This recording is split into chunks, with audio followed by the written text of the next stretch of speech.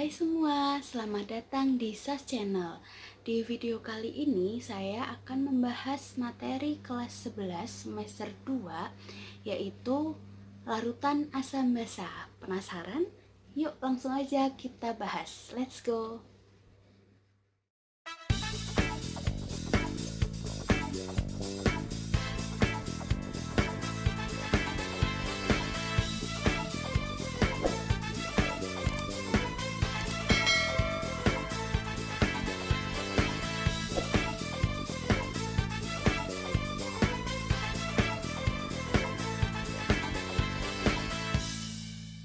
Jadi di kelas 11 semester 2, bab pertama yang akan kalian temui adalah bab asam basa atau larutan asam basa.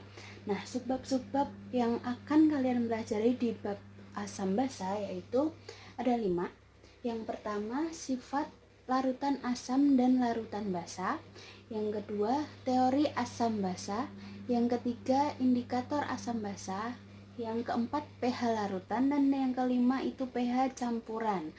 Nah, langsung saja masuk ke materi yang pertama, yaitu sifat larutan asam dan sifat larutan basa. Jadi, sifat larutan asam basa itu sebenarnya kalian udah pernah dapat itu di kelas 9 SMP. Nah, masih sama seperti kelas 9 dulu.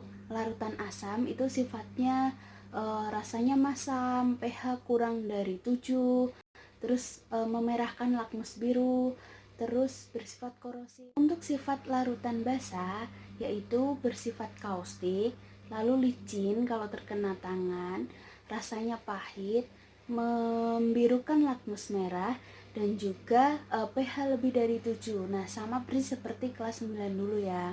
Lalu setelah sifat larutan asam dan basa, kita masuk ke teori asam basa.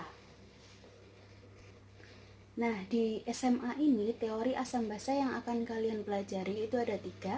Yang pertama Arrhenius, yang kedua Bronsted-Lowry, yang ketiga Lewis.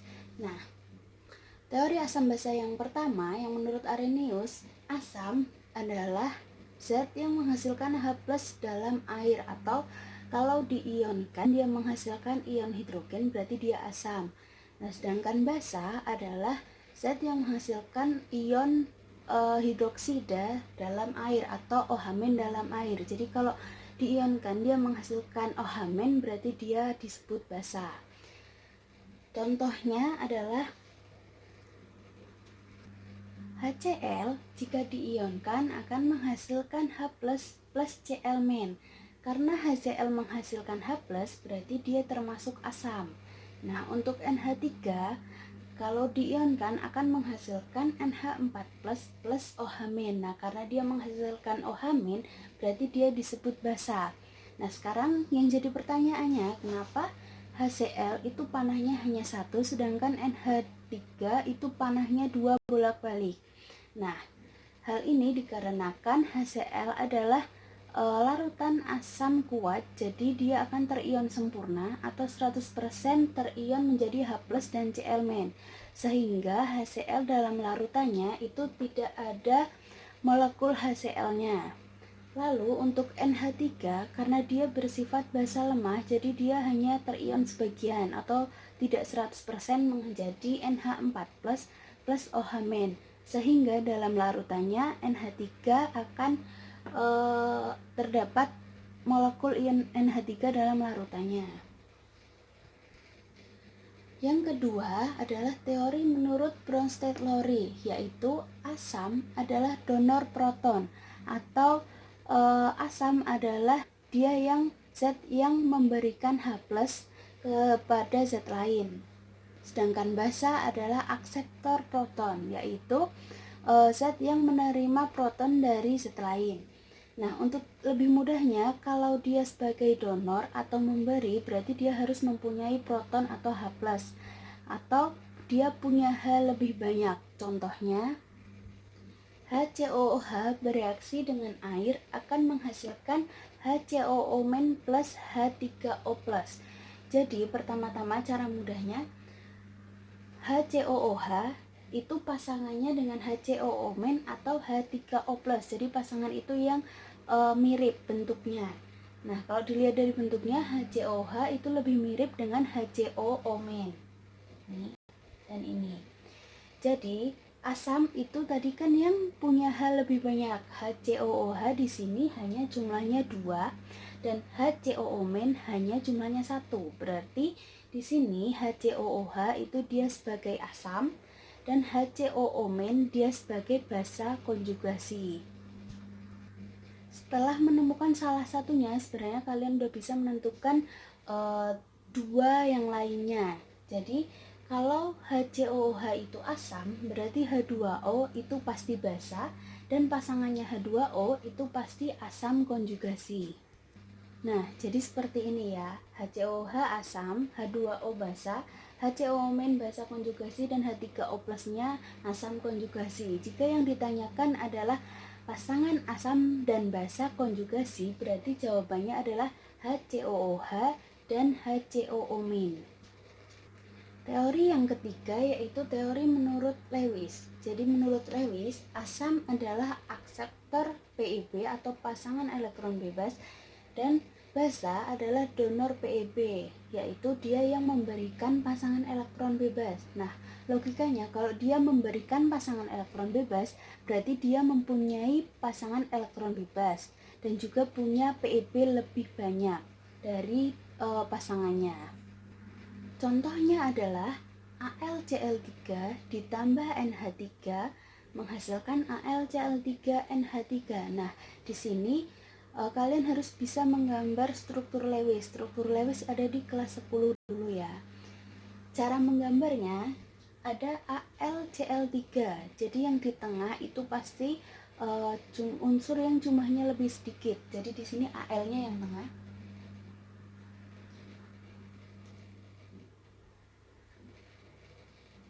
Nah, seperti ini.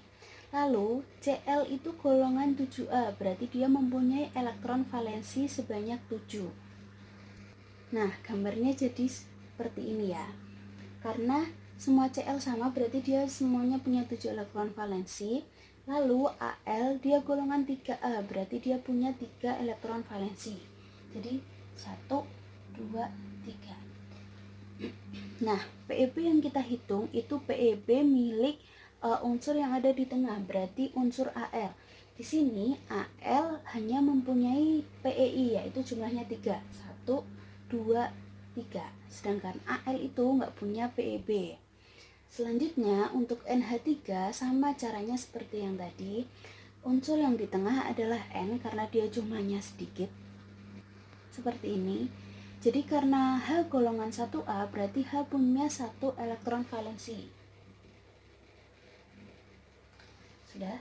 Lalu karena N itu golongan 5A berarti dia punya 5 elektron valensi.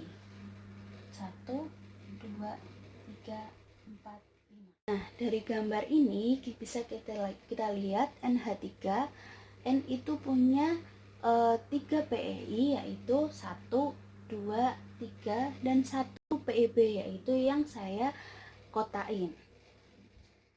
Nah, itu adalah penjelasan tentang subbab yang kedua. Nah, lanjut ke subbab yang ketiga yaitu indikator asam basa. Indikator asam basa itu ada dua. Yang pertama indikator alami dan yang kedua indikator buatan. Nah, indikator alami itu bisa kalian cari sendiri literasinya, bisa dari buku, bisa dari internet. Contohnya misal kunyit itu bisa berubah warna di larutan asam dan larutan basa, makanya dia bisa digunakan sebagai indikator asam basa. Lalu kol ungu itu juga bisa, dan juga kulit manggis itu juga bisa. Nah, selanjutnya untuk indikator buatan itu sebenarnya ada banyak, itu gak usah dihafalin, soalnya misal ada soal tentang indikator itu sudah ada trayek pH dan perubahan warnanya. Contoh soalnya, misal ada di soal sudah diketahui metil merah trayek pH-nya 4,2 sampai 6,3, warnanya merah sampai kuning. Lalu BTB atau bromtimol biru itu dari 6,0 sampai 7,6, trayek warnanya itu dari kuning sampai biru. Lalu PP atau phenolphthalein dari pH 8,3 sampai 10, trayek warnanya dari tidak berwarna menjadi merah. Nah, misal diketahui limbah A dia menggunakan metil merah akan berwarna kuning.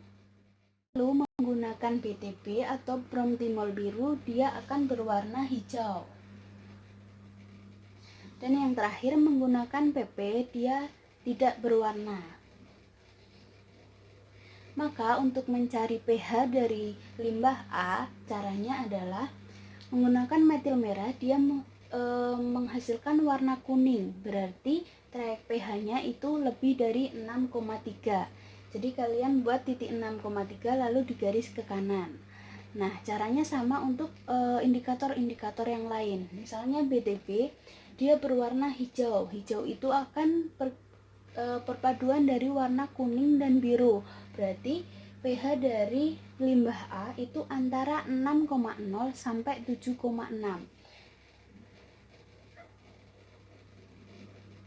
Berarti kalian membuat titik 6 dan 7,6 lalu di garis kotak seperti ini. Selanjutnya menggunakan PP dia menghasilkan tidak berwarna. Berarti kan trayek pH-nya dia kurang dari 8,3. Nah, lalu cari daerah hasil sama seperti matematika. Daerah hasilnya yaitu yang mengenai 3 garis itu. Jadi di sini. Nah, jadi pH limbah A itu antara 6,3 sampai 7,6. Jadi itu adalah penjelasan tentang subbab yang ketiga. Selanjutnya untuk subbab yang keempat yaitu pH larutan. Nah, pertama-tama sebelum mencari pH larutan, kalian harus menghafal larutan apa saja yang masuk asam kuat, asam lemah, basa kuat, dan basa lemah. Nah, larutan-larutan yang termasuk dalam asam kuat itu ada 7, yaitu HCl atau asam klorida, HBr atau asam bromida, HI atau asam iodida, H2SO4 atau asam sulfat, HNO3 atau asam nitrat, HClO4 atau asam perklorat, dan HClO3 atau asam klorat. Nah, selanjutnya berarti asam lemah itu adalah asam-asam yang selain 7 asam kuat ini. Nah, contoh asam lemah yang biasa keluar yaitu CH3COOH atau asam cuka atau asam asetat, lalu H2S yaitu asam sulfida, HCN atau asam sianida, dan HF atau asam fluorida. Nah, sebenarnya asam lemah itu ada banyak, tapi yang sering keluar dia ada beberapa, contohnya yang 4 ini. Nah, untuk contoh basa kuat itu ada 9, yaitu cara menghafalnya golongan 1A kecuali H ditambah dengan OH. Berarti ada Li, Na, K, Rb, Cs, Fr ditambah OH. LiOH, NaOH, KOH, RbOH, CSOH, dan FrOH.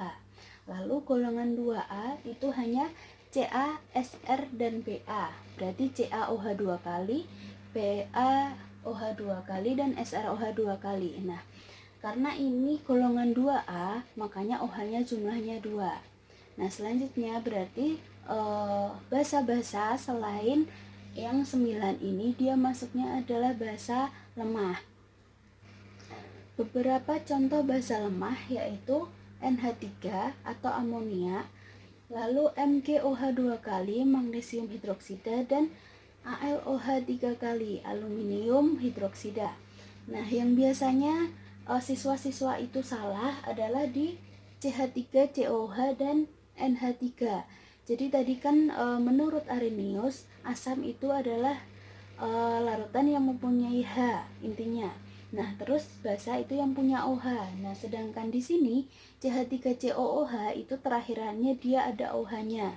Nah, salahnya di situ biasanya. Padahal CH3COH kalau diionkan itu akan menghasilkan CH3COO- dan H+. Jadi dia itu masuknya asam. Nah, sama juga seperti NH3. NH3 itu dia masuknya basa, padahal dia nggak punya OH-. Nah, NH3 atau amonia itu sama dengan NH4OH. NH4OH itu sama aja amonia yang dia dicampur dengan air, jadi amonium hidroksida namanya. Nah, selanjutnya untuk mencari pH untuk asam kuat dan basa kuat itu hampir mirip. Untuk asam kuat karena dia asam berarti nyari konsentrasi H+ sama dengan A kali M. M adalah molaritas dan A itu adalah jumlah H atau nih. Jadi di 7 asam kuat ini yang jumlah hanya 2 itu hanya satu, yaitu H2SO4. Selain H2SO4 hanya jumlahnya 1. Selanjutnya untuk OH- itu rumusnya atau basa kuat rumusnya OH- sama dengan B kali M. B nya sama seperti A, B adalah jumlah OH, lalu M itu molaritas. Untuk asam lemah dan basa lemah itu juga hampir mirip. Asam lemah rumus H+-nya sama dengan akar Ka kali M dan alfa kali M. Jadi rumusnya ada 2, tergantung mana yang diketahui. M itu sama molaritas, Ka adalah tetapan asam, jadi tiap larutan sudah ada. Lalu alfa itu adalah derajat ionisasi. Nah, untuk basa lemah OH- sama dengan akar Kb kali M, sama dengan alfa kali M. Nah, bedanya cuma di Kb ya. Kb itu adalah tetapan basa, itu juga sama tiap senyawa, tiap larutan itu udah ada. Nah, untuk asam kuat maupun asam lemah rumus pH-nya itu sama, pH sama dengan min log H+. Lalu untuk basa lemah dan basa kuat OH sama dengan min log OH-. Nah, untuk mencari pH berarti sama dengan 14 min POH. Kenapa 14? Karena di bab ini pH maksimalnya itu hanya 14 saja, tapi sebenarnya pH itu bisa lebih dari 14 dan kurang dari 0. Itu adalah penjelasan untuk subbab yang keempat. Selanjutnya untuk subbab yang kelima yaitu pH campuran. Nah, campuran itu ada 3 jenis, yaitu yang pertama pengenceran. Pengenceran adalah asam ditambah air atau basa ditambah air. Nah, yang kedua itu adalah pencampuran. Pencampuran adalah asam ditambah asam atau basa ditambah basa. Lalu yang ketiga adalah penetralan, yaitu asam ditambah basa. Nah, yang pertama, pengenceran itu rumusnya hanya satu. Rumusnya adalah AM1V1 sama dengan BM2V2. Nah, karena ini hanya satu larutan, biasanya A sama B-nya itu dihilangkan. Berarti rumusnya hanya M1 kali V1 sama dengan M2 kali V2. Nah, kalau yang ditanyakan adalah pH sebelum pengenceran, berarti kalian menggunakan molaritas atau M sebelum pengenceran, yaitu M1. Nah, kalau yang ditanyakan pH setelah pengenceran, berarti kalian menggunakan M2 atau molaritas setelah pengenceran. Nah, untuk yang kedua yaitu pencampuran. Pencampuran adalah asam ditambah asam atau basa ditambah basa. Nah, rumus M campuran, molaritas campuran adalah A1 kali M1 kali V1 ditambah A2 kali M2 kali V2 per V1 plus V2. Nah, jika di sini volumenya bentuknya mililiter, tidak usah diubah, tidak apa-apa, asalkan V yang atas itu juga tidak dirubah. Nah, misalnya yang ditanyakan bukan molaritas campuran, tapi pH campuran, berarti kalian bisa langsung mengganti M dengan konsentrasi H+ atau konsentrasi OH-. Jadi di sini M-nya ini dan ini bisa diganti H+ atau OH-. Rumus H+ dan rumus OH- mengikuti dia apakah asam kuat, basa kuat atau asam lemah, basa lemah.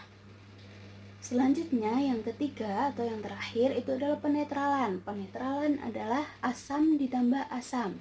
Nah, nanti penetralan akan dibahas lebih lanjut di bab titrasi dan juga bab hidrolisis. Nah, penetralan yang kita bahas di bab ini adalah penetralan untuk asam kuat ditambah dengan basa kuat.